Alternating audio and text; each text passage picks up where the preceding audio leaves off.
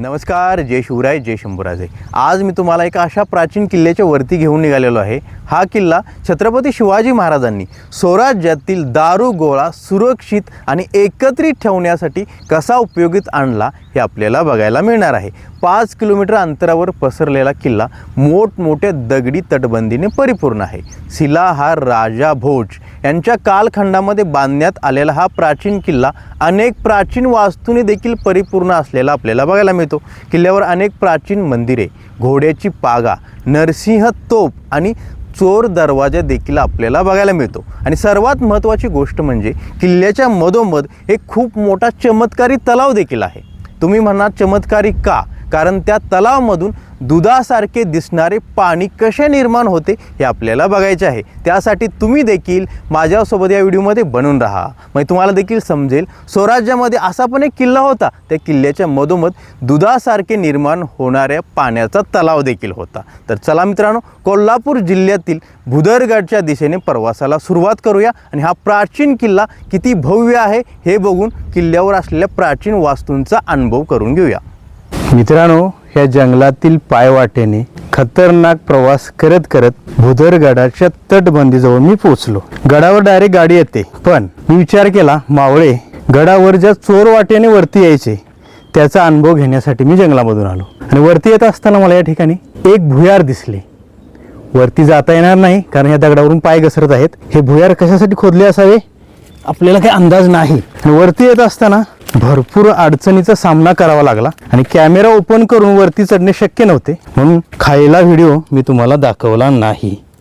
आता मी चोर वाटेच्या दिशेने निघालेलो आहे। मावळे ज्या चोर वाटेने गडावर प्रवेश करायचे त्याच चोर वाटेचा मी आज उपयोग करणार आहे गडावर प्रवेश घेण्यासाठी। आणि या ठिकाणी एवढे काटे आहेत, अडचण आहे, त्यामुळे खतरनाक प्रवासाचा अनुभव गडावर येत असताना आपल्याला अनुभवायला मिळतो। मी विचार केला हा पण अनुभवून बघूया, कारण मावळ्यांनी स्वराज निर्माण करण्यासाठी, शत्रूला चकमा देण्यासाठी अशा चोर वाटांचा उपयोग केला।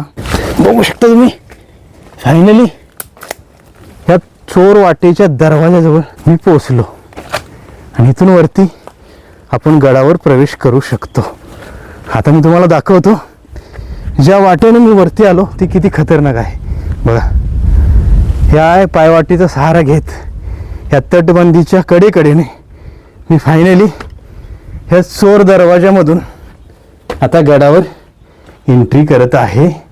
मित्रांनो, गडावर पोचल्यानंतर गडाच्या तटबंदीला आपल्याला अशी लहान लहान होले दिसतात। ह्या पण चोर वाटा आहेत, म्हणजे शत्रूला चकमा देण्यासाठी मावळे ह्या वाटेमध्ये लपून बसत होते। आता मी ह्या तटबंदीच्या वरती चढतो आणि तुम्हाला दाखवतो ह्या तटबंदीवरून हा भव्य किल्ला कसा दिसतो। ह्या गडाच्या तटबंदी लाल दगडामध्ये बनवलेल्या आहे, त्याला आपण जांभा दगड देखील म्हणतो, आणि आहे तशा मजबूत उभे आहेत। बघू शकता तुम्ही, ही गडाची तटबंदी खूप दूरपर्यंत पसरलेली आहे आणि गडाला एक कवचच्या रूपात सुरक्षा देते। आता मी तुम्हाला दाखवतो या तटबंदीवरून हा भव्य गड कसा दिसतोय। आणि ह्या गडाच्या तटबंदी आपल्याला 5 किलोमीटरपेक्षा जास्त अंतरपर्यंत पसरलेल्या बघायला मिळतात। बघू शकता तुम्ही, गडाच्या मधोमध सर्वत्र आपल्याला सपाट प्लेन जमीन बघायला मिळते आणि या ठिकाणी असलेला गडाचा दक्षिण बुरुज तुम्ही बघू शकता। इथून मावळे गडाच्या दक्षिणेचे संरक्षण करत होते। आणि मी तुम्हाला म्हटलं होतं गडाच्या मधोमध एक दूधसागर चमत्कारी तलाव आहे, त्याचे पाणी दुधासारखे कसे दिसते हे आता आपण त्याच्या जवळ जाऊन बघूया। किल्ल्याच्या मधोमध पोहोचल्यानंतर आपल्याला दूधसागर तलाव या ठिकाणी बघायला मिळतो आणि हा तलाव बोटिंग करण्यासाठी पण उपयोगात आणला जातो। बघू शकता तुम्ही, किल्ल्याच्या मधोमध किल्ले भुदरगड असा एक बोर्ड देखील लावलेला आहे। या ठिकाणी भरपूर पर्यटक किल्ला बघण्यासाठी आलेले आहेत। मित्रांनो, भुदरगडच्या मधोमध असलेल्या दूधसागर तलावाजवळ मी पोहोचलेलो आहे। या तलावामधील पाणी दुधासारखे का दिसते याचे भौगोलिक कारण आता मी तुम्हाला सांगतो। आणि हा तलाव दूधसागर म्हणून कसा ओळखला जातो आणि किती मोठा तलाव आहे हे तुम्ही बघा। आणि हे पाणी दुधासारखे कसे दिसत आहे हे देखील आता तुम्ही बघू शकता। या तलावामधील पाणी तुम्हाला दुधासारखे दिसत असेल, याचे कारण असे आहे की या तलावाच्या खाली पांढरी काव आहे। त्या पांढऱ्या कावाचा संपर्क पाण्याशी झाल्यानंतर पाणी हळूहळू पांढरे होऊ लागते बघा. हे पाणी नॉर्मल आहे पण ह्यामध्ये काव असल्यामुळे ते आपल्याला दुधासारखे बघायला मिळते. आणि हा दूधसागर तलाव भरपूर मोठा आहे आणि खूप दूरपर्यंत पसरलेला आहे. दुरून बघितल्यानंतर असे वाटेल या तलावामध्ये कोणतरी दूध तर नाही ओतलं. हा चमत्कार नसून हे भौगोलिक कारण आहे, निसर्गाचा चमत्कार म्हणावा लागेल. या ठिकाणी आपल्याला घोड्यांची पागा बघायला मिळते. म्हणजे राजांच्या काळामध्ये या ठिकाणी घोडे बांधले जात होते. लढाईसाठी लढणारे घोडे या खूप मोठ्या घोड्यांच्या पागेमध्ये बांधले जात होते. बघू शकता त्याचे काही अवशेष आपल्याला या ठिकाणी बघायला मिळतात. म्हणजे चारी बाजूंच्या भिंती सध्या उरलेल्या आहेत, बाकी सर्व अवशेष पडलेल्या अवस्थेत आपल्याला बघायला मिळतात. मित्रांनो, गडाच्या मधोमध एक प्राचीन अंबा मातेचे मंदिर देखील आहे. मंदिराचे काही अवशेष आपल्याला बघायला मिळतात. मंदिर पूर्णपणे पडलेले आहे. ह्या मंदिराच्या परिसरामध्ये जेव्हा आपण प्रवेश करतो त्या मंदिराची तटबंदी आपल्याला या ठिकाणी बघायला मिळते. मंदिराच्या आतमध्ये जाऊन आईचं आपण दर्शन घ्यायचं आहे, तरीसुद्धा हे मंदिर कसे आहे तुम्ही बघू शकता. वरचा पूर्ण कळस पडल्यामुळे खालचा भाग आपल्याला बघायला मिळतो. आणि या मंदिरांची तोडफोड मुघल कालखंडामध्ये झाली असावी. त्यानंतर अनेक वर्ष होऊन गेल्यामुळे ही मंदिरे वातावरणाच्या परिणामामुळे पण पडली असावीत. बघा, मंदिरामध्ये प्रवेश केल्यानंतर आपल्याला समोर अंबा मातेची प्राचीन मूर्ती देखील बघायला मिळते. आईचे आपण दर्शन घेऊया. हे किल्ले याचे संरक्षण करणे, संवर्धन करणे हे आपल्यासोबत महाराष्ट्र गव्हर्नमेंटचं पण काम आहे. त्यांनी पण ह्या किल्ल्याकडे लक्ष दिले पाहिजे. ओम नमः शिवाय. सर्वमंगल मांगल्ये शिवे सर्वार्थ साधिके शरण्य त्र्यंबके गौरी नारायणी नमोस्तुते. आईचं तुम्ही दर्शन घ्या. आणि या ठिकाणी आपल्याला आणखी एक प्राचीन मूर्ती देखील बघायला मिळते. आपल्याला या ठिकाणी नरसिंह तोप देखील बघायला मिळते. राजांच्या काळातील ही तोप कशी आहे तुम्ही बघू शकता. लोखंडी तोप आहे आणि प्रवेशद्वारावरती लावलेले आहे, म्हणजे दुश्मनावरती एकदम सटीक मारा करण्यासाठी. इथून खाली जेव्हा आपण बघतो तेव्हा या ठिकाणी प्रवेशद्वारची खायली बाजू आपल्याला बघायला मिळते. समोर आता तुम्हाला हा रोड दिसत असेल, हा प्रवेशद्वारमधून बुदरगडावर येतो. आणि या ठिकाणी या तोपच्या साईडला आपल्याला एक दिग्मय देखील बघायला मिळते, कारण प्रवेशद्वारच्या समोर या ठिकाणी एक मंदिर देखील आहे. नरसिंह तोप बघून आपण पुढे आल्यानंतर आपल्याला या ठिकाणी वाड्याचे काही अवशेष देखील बघायला मिळतात. या वाड्यामध्ये प्रवेश केल्यानंतर आपल्याला वाड्याचे बांधकाम कसे केलेले आहे हे देखील बघायला मिळते. हा किल्ला आणि या किल्ल्यावर असलेले सर्व इमारती, वाडा यांचे बांधकाम जांभ्या दगडामध्ये केलेलं आहे. जांभा म्हणजे लाल दगड असतो बघा. वाड्यामध्ये प्रवेश केल्यानंतर आपल्या या ठिकाणी काहीतरी अशी निशाणी बघायला मिळते. म्हणजे वाड्याच्या मधोमध स्विमिंग पूल सारखे काहीतरी बनवलेलं आहे, कारण वाड्याच्या आतमध्ये खोल पाणी साठवण्यासाठी ही जागा बनवलेली असावी. आणखी पुढे आल्यानंतर वाड्याच्या मागची भिंत आपल्याला अशी बघायला मिळते. या भिंतीला अनेक देवळे आहेत आणि हा वाड्याचा आकार कसा आहे तुम्ही बघू शकता. आणि या ठिकाणी वरती चढण्यासाठी म्हणजे वाड्याच्या माळ्यावरती चढण्यासाठी इथे पायऱ्या आहेत. जेव्हा आपण इथून वरती जातो तेव्हा आपल्याला वाड्याच्या वरती जाता येते. बघू शकता तुम्ही वरून हा वाडा कसा दिसतोय बघा. आणि ह्या वाड्याच्या मागे अजून काही वाड्यांचे अवशेष आपल्याला या ठिकाणी बघायला मिळतात. बघू शकता तुम्ही मित्रांनो, हा वाडा आपण बघितला आणि या वाड्याच्या साईडला आपले दैवत छत्रपती शिवाजी महाराजांचे मंदिर आहे. त्या मंदिरामध्ये प्रवेश करून भगवंताचं दर्शन घेऊया, ज्या दैवतामुळे आपण या स्वराज्यामध्ये उभे आहे आणि मोकळा आणि सुरक्षित श्वास घेत आहे. त्या दैवताचं आता आपण दर्शन घेऊया. गडावर असलेले छत्रपती शिवाजी महाराजांचे मंदिर या ठिकाणी तुम्ही बघू शकता. आणि या मंदिराच्या डाव्या साईडला आपल्याला एक प्राचीन इमारत देखील बघायला मिळते. त्याचे अवशेष आपण या ठिकाणी बघू शकतो. पूर्णपणे पडलेली इमारत कशा अवस्थेत उभी आहे तुम्ही बघू शकता. आता आपण नंदीचे दर्शन घेऊन मंदिरामध्ये प्रवेश करूया. बघा, नंदीचे तुम्ही दर्शन घ्या. साम सदाशिव साम सदाशिव, ओम नमः शिवाय. मंदिरामध्ये प्रवेश केल्यानंतर आपल्याला समोर आपले दैवत छत्रपती शिवाजी महाराजांचा हा पुतळा बघायला मिळतो. तुम्ही दर्शन घ्या. आणि महाराजांच्या पुतळ्याच्या मागे शंभू महादेवाची प्राचीन पिंड देखील आपल्याला बघायला मिळते. पिंडीचे आपण आता दर्शन घेऊया. ओम कर्पूर गौरम करुणावतारम संसार सारं भवेदहारं सदा वसंतं हृदयारविंदे भवं भवानी सहितं नमामि.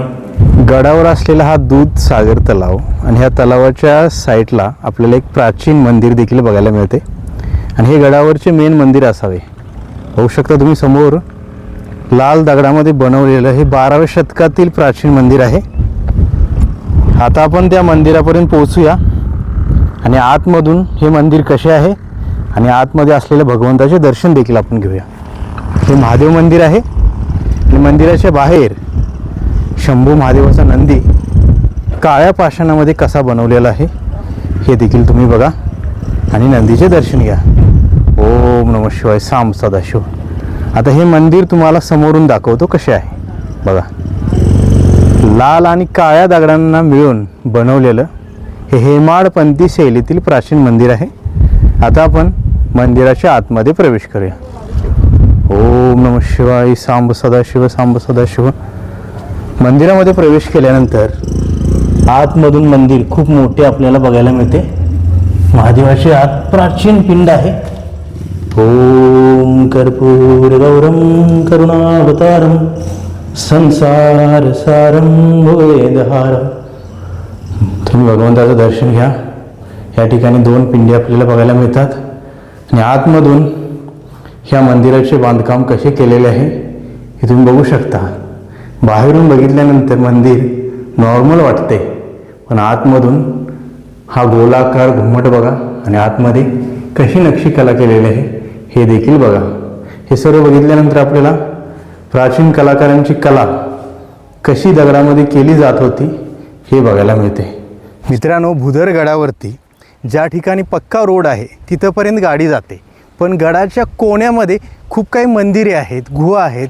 हे सर्व बघण्यासाठी आपल्याला चालत जावं लागतं, कारण गडावरती सर्वत्र पांढरी काव आहे आणि पांढऱ्या कावावरती पाऊस पडल्यामुळे सर्वत्र चिखल झालेला आहे. आणि तो चिखल पायामध्ये अडकल्यानंतर निघत नाही. कसा तरी मागून चिखलामधून मी आता जखुबाई मंदिराच्या दिशेने निघालेलो आहे. हे मंदिर गुहेच्या आतमध्ये कसे बांधले हे आता आपल्याला बघायचं आहे. आईचे दर्शन घ्यायचे आहे. त्यानंतर जखुबाई मंदिराच्या साईडला खाली एक पोकर धंडी म्हणून एक स्थळ आहे, म्हणजे खूप मोठ्या दगडाला पोखरून बनवलेली गुहा आहे. हे सर्व आता आपण बघूया. आता या ठिकाणी बोर्ड पण लावलेला आहे, जखुबाई मंदिर, म्हणजे या गुहेमध्ये नंतर देवीची स्थापना केलेली असावी. बघा, तुम्हाला अजून देखील ती गुहा दिसत नाही. आता या गुहेच्या आतमध्ये प्रवेश केल्यानंतरच ही गुहा आपल्याला दिसणार आहे. बघा, गुहेच्या बाहेर या ठिकाणी शंभू महादेवाचा एक नंदी देखील आपल्याला बघायला मिळतो. हा प्राचीन आणि दुर्मिळ नंदी आहे.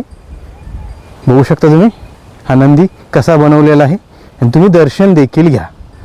आता आपण गुहेच्या आतमध्ये प्रवेश करूया. बघा, जमिनीच्या एकदम लेवलला ही गुहा बनवलेली आहे. आतमध्ये जाताना गुहेचे प्रवेशद्वार आपल्याला असे बघायला मिळते. खाली उतरण्यासाठी पायऱ्या देखील आहेत. पण बाहेरून ही गुहा जरी लहान दिसत असली तरी आतमधून भरपूर मोठी आहे. हे सर्व बघण्यासाठी आता आपल्याला गुहेच्या आतमध्ये प्रवेश करावा लागणार आहे. बघू शकता तुम्ही या पायऱ्यावरून खाली उतरताना कसा अनुभव येत आहे. इथून खाली उतरताना वाकून जावा, कारण हा वरती असलेला दगड डोक्याला लागू शकतो. बघू शकता तुम्ही या गुहेच्या आतमध्ये पावसामुळे ओलावा झालेला आहे आणि अखंड दगडाला कोरून या पायऱ्या कशा बनवलेल्या आहेत बघा.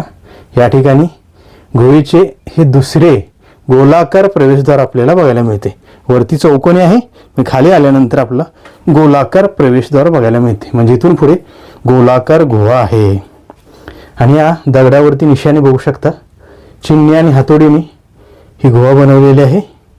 या गुहेच्या आतमध्ये पाण्यामुळे चिखल देखील आहे, पण 2 दिवस झालं पाऊस उघडल्यामुळे त्या गुहेमध्ये पाणी नाही, नाहीतर ही गुहा पूर्णपणे पाण्याने फुल भरते. आता पाणी आटल्यामुळे या ठिकाणी चिखल देखील झालेला आहे. आणि या ठिकाणी गुहेचे दुसरे प्रवेशद्वार आहे. म्हणजे गुहेमध्ये येण्यासाठी 2 मार्ग आहेत. एका मार्गाने जरी आपण आतमध्ये आलो तर दुसऱ्या मार्गाने आपण बाहेर जाऊ शकतो. बघू शकता तुम्ही, गुहेच्या आतमध्ये जखुबाई देवीची प्राचीन मूर्ती आहे. देवीचे तुम्ही दर्शन घ्या. ओम सर्व मंगल मांगल्ये शिवे सर्वार्थ साधिके शरण्ये त्र्यंबके गौरी नारायणे नमोस्तुते. मी तुम्हाला आता दाखवणार आहे पोकर धोंडी, एक अद्भुत प्राचीन वास्तू. बघा, हा खूप मोठा दगड दुरून बघितल्यानंतर तुम्हाला असे वाटेल की ह्या दगडाला काय बघायचे, ह्या दगडामध्ये काय असू शकते, पण याच दगडामध्ये लपलेलं आहे सर्व काही. वरती चढण्यासाठी पायऱ्या आहेत, पण पुढे खूप अडचण असल्यामुळे या दगडाच्या वरती आपण चढू शकत नाही. पण दगडाच्या आतमध्ये जाऊन हा दगड कसा पोखरलेला आहे हे आपण बघू शकतो. बघा, या दगडावरती सध्या चिन्हे आणि हातोडींच्या निशाणी तुम्हाला दिसत नसतील, कारण वरती पूर्णपणे शेवाळ आलेले आहे. तरीसुद्धा काही काही ठिकाणी निशाणे आपल्याला बघायला मिळतात. आता आपण ह्या दगडाच्या आतमध्ये प्रवेश करून बघायचे आहे हा दगड कसा कोरलेला आहे. बघा मित्रांनो, हा दगड तुम्हाला कसा दिसत आहे. एकदम चौकोनी आकाराचा दगड जरी असला तर या दगडामध्ये प्रवेश करण्यासाठी एक चौकोनी चौकट आहे.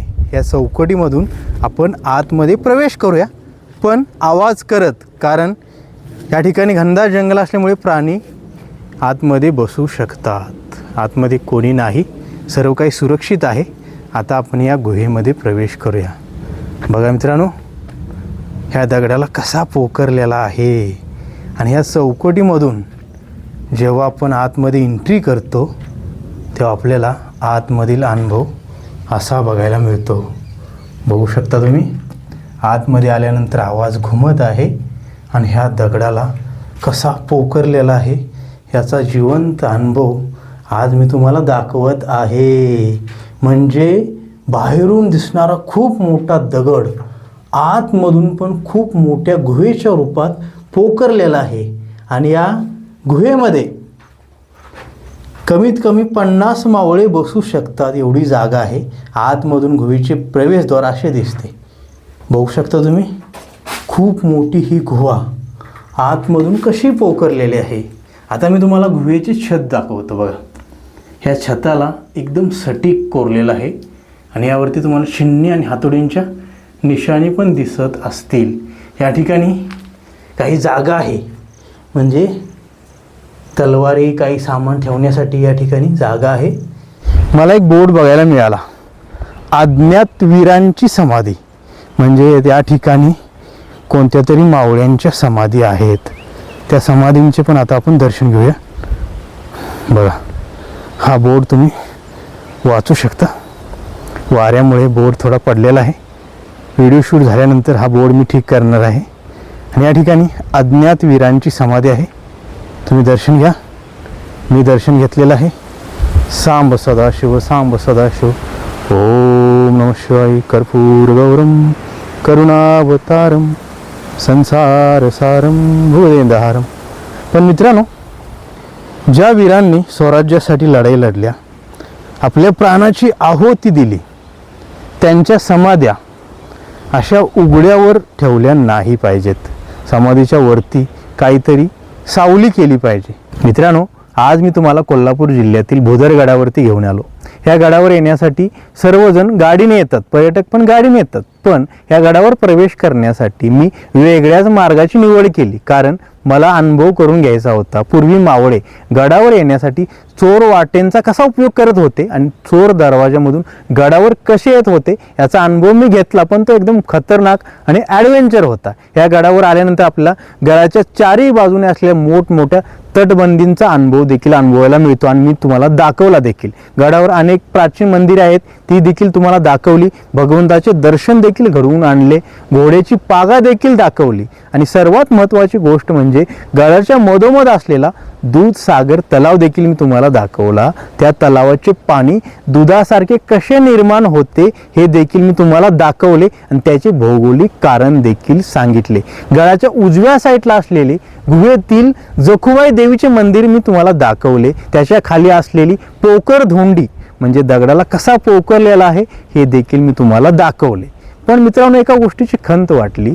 जखुबाई मंदिराच्या खाली एका अज्ञात वीरांची समाधी आहे, पण ती समाधी उघड्याव आहे, त्याच्यावरती छत बनवलं पाहिजे. या गडाचे संरक्षण करणाऱ्यांनी, संवर्धन करणाऱ्यांनी त्या समाधीकडे लक्ष दिले पाहिजे. आज मी या ठिकाणी येऊन तुम्हाला हा व्हिडिओ शूट करून दाखवला, पण तुम्हाला कधी वेळ भेटला तर अशा ठिकाणी या, म्हणजे तुम्हाला इतिहासाचा अनुभव अनुभवायला मिळेल. हा व्हिडिओ तुम्हाला कसा वाटला मला कमेंट करून नक्की सांगा आणि असेच नवनवीन मराठी व्हिडिओ बघण्यासाठी चॅनलला सबस्क्राईब करा, शेअर करा, लाईक करा आणि बेल आयकॉन दाबून नोटिफिकेशन ऑन करा. पुन्हा व्हिडिओ अशाच नवीन मराठी व्हिडिओसोबत. धन्यवाद. जय शिवराय, जय शंभूराजे. नमो पार्वती पतये. हर हर महादेव. छत्रपती शिवाजी महाराजांचा विजय असो.